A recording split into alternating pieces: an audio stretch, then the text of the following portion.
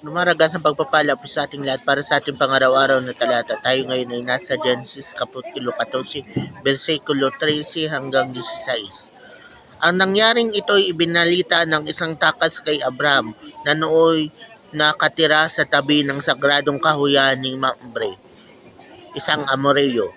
Ito at ang mga kapatid niyang sina Eskol at Aner ay kasapi ni Abraham.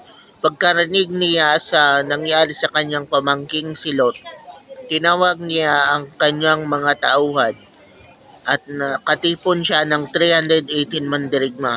Sinundan nila ang mga kalabang hari hanggang sa Dan.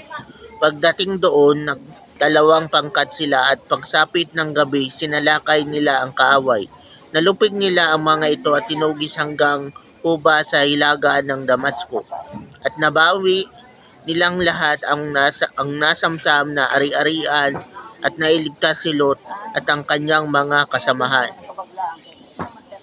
So yun na nga po nangyari na si Lot ay rescue ni Abraham at ni Mamre. So yun na nga po na bagamat ang mga tauhan ni Abraham ay mga pastol, pero pinalakas sila ng Diyos para maging mandirigma at nanalo sila laban sa mga haring yaon.